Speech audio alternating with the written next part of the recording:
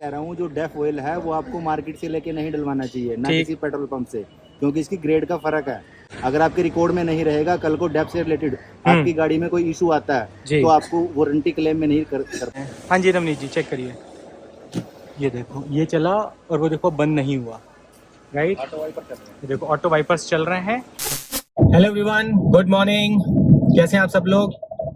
I hope सब लोग बहुत बढ़िया होंगे। Hello everyone. सो आज अपनी सवारी जो है वो दो कामों के लिए निकली है। एक काम तो हमारी जो पुरानी वाली गाड़ी थी पोलो, जैसा मैंने आप लोगों को पहले ही बताया हुआ है, अपने पास हाईलाइन मॉडल था डीजल का 1.2, जो उस समय का टॉप मॉडल होता था। वो हमने सेल आउट कर दिया था, तो उसका कुछ पेपर वर्क बचा हुआ है, तो उसके लिए हम लोग आरटीओ जा रहे हैं। और जब वो हो जाएगा आई थिंक 2-3 ब्लॉग पहले आपने देखा होगा कि हमने इसके जो कर्टन है इसके लिए बात करी थी कि ये रेन सेंसिंग वाइपर्स जैसे ही ऑन होते हैं पानी पड़ता है, तो अगर इसका शीशा बंद है फिर भी जो कर्टन है वो ऑफ हो जाता है। उसका एक सॉफ्टवेयर अपडेट करवाना है, उसके लिए हम लोग जाएंगे ऑटो विकास मोती बाग। तो ये दो काम है आज के जो हमें आज फटाफट करवाने हैं, और हमारी सवारी निकल चुकी है। जैसा आप लोग देख रहे हैं कि कुशु भी पीछे आराम से बैठे हुए हैं अपनी सीट बेल्ट लगा करके, तो ये इनकी अपनी परमानेंट पोजीशन है, बैठते वहीं हैं।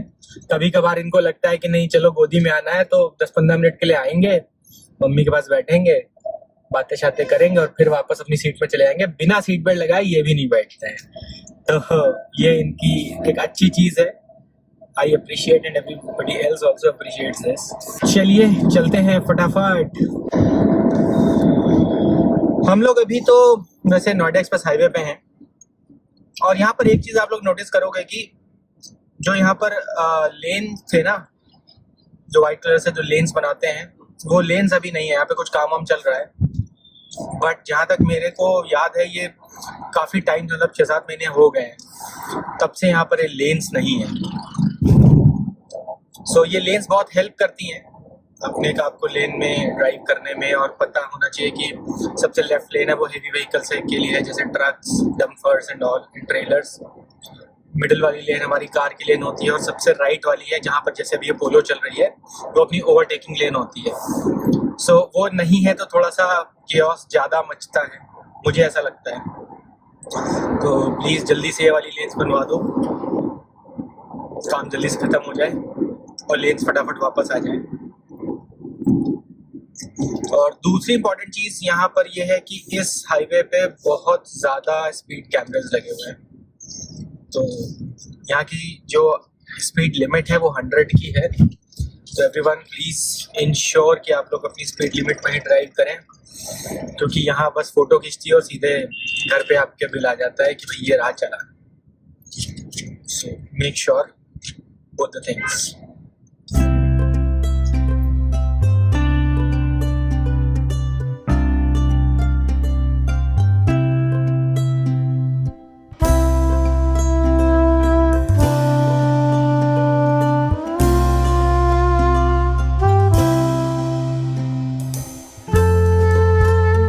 देखो कुशु जी आ रहे हैं।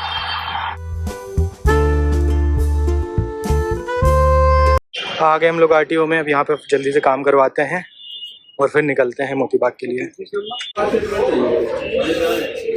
फॉर्म सबमिट हो गया है, हमने अपना एक फ़ोटोग्राफ लगी थी, सिग्नेचर और अंगूठे का निशान, ये 3 चीज़ें लेकर के उन्होंने ओके कर दिया। तो बस अब जो है अपने को जो भी थोड़ा सा टाइम लगेगा, यहाँ से निकलते हैं और चलते हैं अपने नेक्स्ट काम के लिए, है ना। चलो जी, तो अब हम लोग यहाँ आरटीओ से तो निकल चुके हैं, 5 मिनट का काम था, बट अब हमको जहाँ जाना है मोती बाग, वो यहाँ से करीबन 55 मिनट बता रहा है। तो ड्राइव के मज़े लेते हैं हम लोग। 55 मिनट फुल ऑन, वहाँ भी 15 मिनट का ही काम है। तो कुशु जी तो सो गए, उनको आ रही है नींद। बताओ जी फिर खाने का क्या करें? देखते हैं, तो गाड़ी का काम करा के खा लेंगे। ठीक है, तो पहले गाड़ी का काम कराएंगे फिर खाएंगे। ओके। यहाँ कुछ तो कांड हो गया है दूर, हाँ देखो कुछ तो हुआ है, इसीलिए यहाँ नोएडा के पास ट्रैफिक सा लगा हुआ है। अरे ऑटो वाले भैया कैसे भी घुमा के निकालोगे, पुलिस वाले हैं शायद, लेकिन जाम कर दिया है। चलो लेफ्ट करते हैं फिर, बाकी लोग भी लेफ्ट से ही निकाल रहे हैं। Let's go. दिल्ली में घुसना माने फुल ट्रैफिक। लगता है कि हाँ दिल्ली में केवल शांति पथ वाला और जो भी वो एम्बेसी वाला एरिया थोड़ा सा ठीक है, ओपन है, बाकी मोस्टली एरियाज यहाँ के ऐसे ही हैं।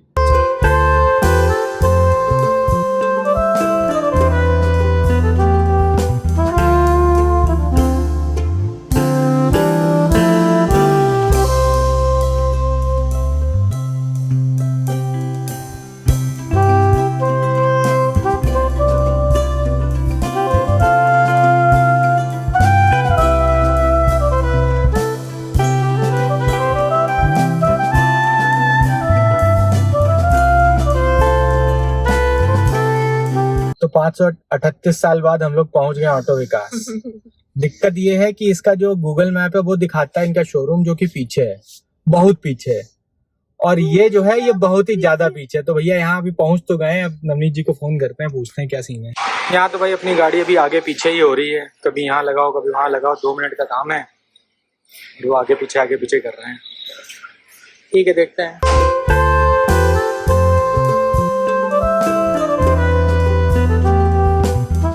ये अपना सॉफ्टवेयर अपडेट चल रहा है,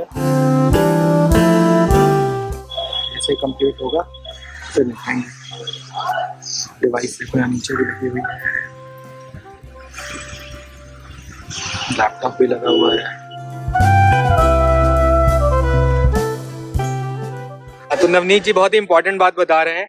हाँ जी नवनीत जी बताइए। मैं ये कह रहा हूँ जो डेफ ऑयल है वो आपको मार्केट से लेके नहीं डलवाना चाहिए, ना किसी पेट्रोल पंप से, क्योंकि इसकी ग्रेड का फर्क है।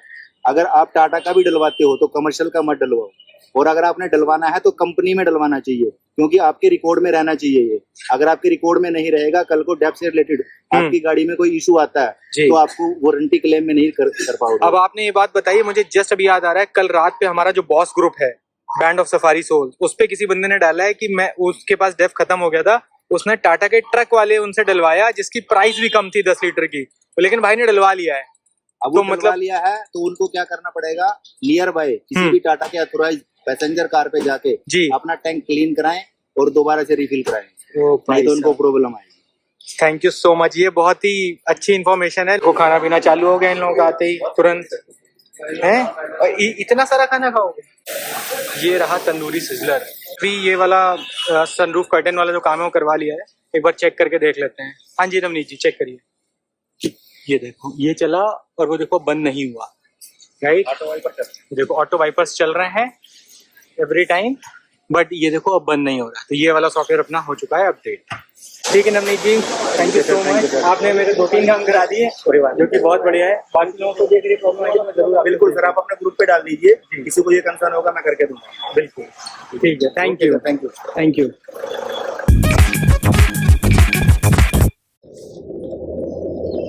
तो जैसा कि अपनी गाड़ी का सारा काम तो हो चुका है, कर्टन वाला काम हो ही गया था, साथ में हमने एक काम और कराया, वो था ECU का अपडेट। तो लास्ट टाइम जो अपन सेकंड सर्विस में गए थे और वहाँ लैपटॉप लगा के चेक किया था तो वहाँ पर ECU का अपडेट नहीं दिखा रहा था, लेकिन यहाँ पर मैंने दोबारा चेक करवाया तो यहाँ ECU का अपडेट दिखा रहा था और उन्होंने ECU अपना अपडेट भी कर दिया। तो अब अगर हम लोग और ज़्यादा हाई अल्टीट्यूड पे जाते हैं तो वहाँ पर अब कोई प्रॉब्लम नहीं होगी, केवल बस एक ही चीज़ करनी है और वो ये कि कोल्ड स्टार्ट जब भी करते हैं तो 10 मिनट के लिए गाड़ी आइडल छोड़ दें। अपार्ट फ्रॉम दैट पावर की कोई कमी नहीं होगी। दोनों चीज़ें हो गई, ये बढ़िया रहा। मैं तो केवल एक ही सोच के आया था, बट सेकंड वाला हो गया, दैट इज़ ऑल्सो गुड।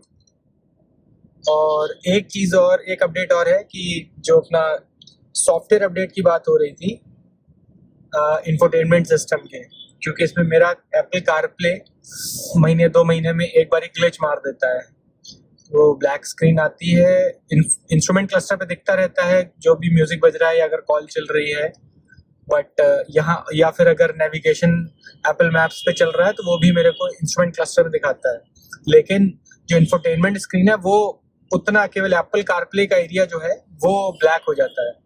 तो उसके लिए एक अपडेट अभी है, बट जो सर्विस सेंटर है ये ऑटो विकास वाला, उन्होंने ये बोला कि इसको अभी मत करवाओ आप, इससे बेटर वाला जनवरी में आने वाला है, अब वो वाला कराओ तो वो और भी काफ़ी सारी चीज़ें उसमें अपडेट होके आएंगी।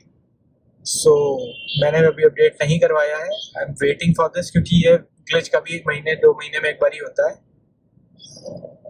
दैट्स ओके फॉर नाउ, जो जैन वाला अपडेट है वो करवाएंगे।